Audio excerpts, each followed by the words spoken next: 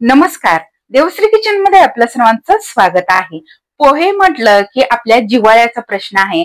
लहान असो किंवा मोठे असो, पोह्यांची आपल्याला अशी सवय लागलेली आहे, पोहे खाल्ले तरच दिवस आपला पार पडतो. काही जणांना रोज पोहे खायला आवडतात, पण हेच पोहे जर वेगवेगळ्या पद्धतीने बनवले असेल तर खायला खूपच मजा येते. तर आज आपण मटार पोहे कसे करायचे ते पाहणार आहोत. चवीला एकदम मस्त लागतात. मटारची चव पोह्यांमध्ये खूप मस्त लागते. तर ही पद्धत वापरून तुम्ही एकदा पोहे करून बघा, तुम्हाला सुद्धा नक्कीच आवडतील. या अगोदर सुद्धा आपण पोहेच्या रेसिपी पाहिलेल्या आहेत. आपले महाराष्ट्रीयन कांदे पोहे कसे करायचे किंवा तर्री पोहे कसे करायचे हे आपण पाहिलेलंच आहे. तर आज मी तुम्हाला अगदी सोप्या पद्धतीने मटार पोहे कसे करायचे ते दाखवणार आहे. चवीला एकदम मस्त लागतात. लहानांपासून मोठ्यांपर्यंत सगळ्यांना आवडतील अशी ही रेसिपी आहे. कारण पोहे सगळ्यांनाच आवडतात. तर ही अगदी सोप्या पद्धतीने मी तुम्हाला दाखवण्याचा प्रयत्न केलेला आहे. रेसिपी आवडल्यास लाईक, शेअर व माझ्या चॅनलला सबस्क्राईब करायला विसरू नका. त्याचबरोबर तुम्ही इंस्टाग्राम वरती असाल तर इंस्टाग्राम वरती मला फॉलो करा. चला तर मग वेळ न घालवता रेसिपीला सुरुवात करूया.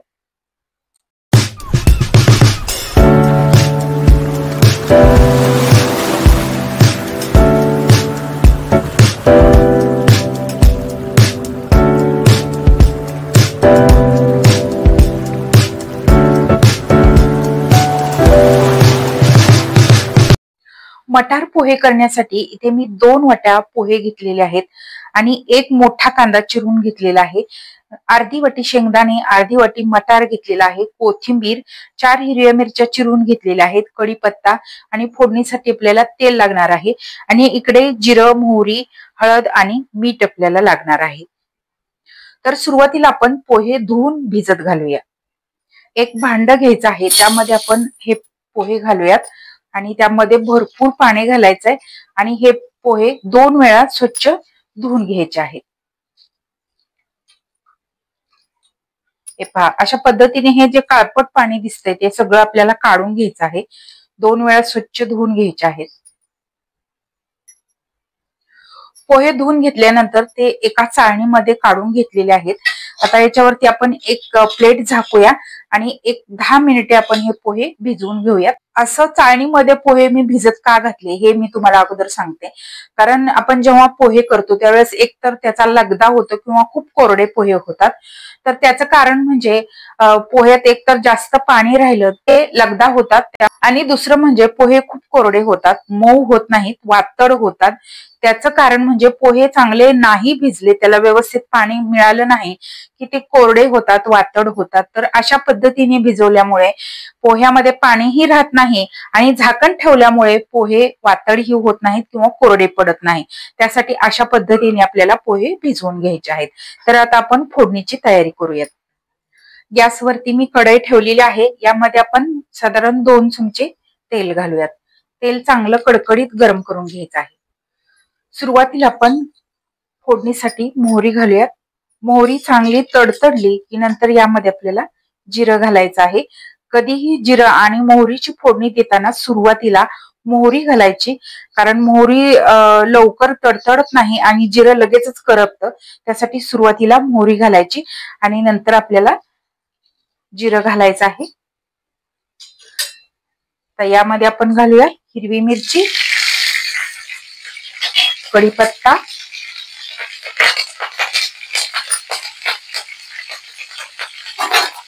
मिरची थोडीशी परतून झाली की यामध्ये कांदा घालायचा आहे. आता आपण यामध्ये कांदा घालूया. त्याचबरोबर इथे मी शेंगदाणे कच्चे घेतलेले आहेत, त्यामुळे शेंगदाणे सुद्धा मी यामध्ये कांद्याबरोबर घालते आहे. हे सुद्धा आपल्याला या कांद्याबरोबर चांगले परतून घ्यायचे आहेत, भाजून घ्यायचे आहेत. किंवा तुम्ही कांद्याच्या अगोदर 1-2 मिनिटे शेंगदाणे घातले तरी चालेल. कांदा आणि शेंगदाणे छान परतून घेऊया. शेंगदाणे आणि कांदा आपला थोडासा परतून झाला की आता यामध्ये आपल्याला मटार घालायचे आहेत, कारण मटार सुद्धा कच्चे आहेत, ते सुद्धा याच्या बरोबर भाजणं किंवा शिजणं गरजेचं आहे. तर आता आपण हे परत 1-5 मिनिटे छान सगळं भाजून घेऊया.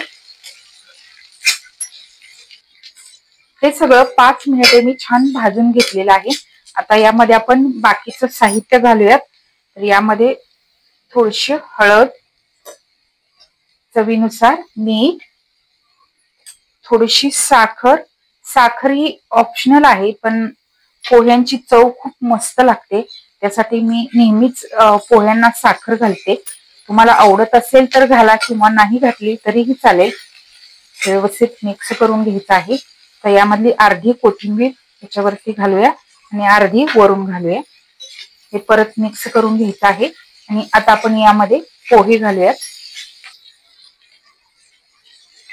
तुम्ही पाहू शकताय पोहे आपले छान मोकळे झालेले आहेत, पण तेवढेच मऊ सुद्धा झालेले आहेत। त्यामुळे पोहे खाताना अगदी मऊ छान लागतात। अशा पद्धतीने भिजवल्यामुळे पोहे अगदी मस्त होतात। तर हे व्यवस्थित आता आपण मिक्स करून घेऊया। गॅस एकदम बारीक ठेवायचा आहे आणि नंतरच आपल्याला हे पोहे चांगले व्यवस्थित हलवून घ्यायचे आहेत। पोहे व्यवस्थित फोडणीमध्ये मिक्स झालेले आहेत। आता याच्यावरती आपण 1-2 मिनिटांसाठी झाकण ठेवूया आणि एक वाफ काढून घेऊया। आता आपण ही प्लेट काढून घेऊया।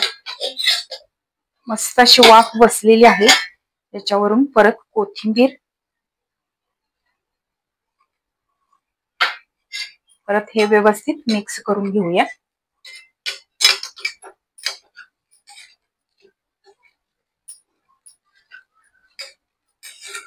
मस्त असे चविष्ट मऊ लुसलुशीत मटार पोहे आपले तयार झालेले आहेत। तुम्ही पाहू शकताय। आता आपण गॅस बंद करूया। मोकळेही आणि मऊ सुद्धा आपले मटार पोहे तयार झालेले आहे। एकदम मस्त असे चविष्ट हे पोहे तयार होतात। या पद्धतीने तुम्ही नक्की करून पहा। पोहे भिजवायची अगदी सोपी पद्धत आहे, पण स्टेप बाय स्टेप जर तुम्ही पोहे भिजवले तर पोह्यांचा लगदा होत नाही किंवा ते कोरडे होत नाहीत किंवा वातड होत नाहीत। या पद्धतीने नक्की करून पहा, तुम्हाला सुद्धा नक्कीच आवडतील।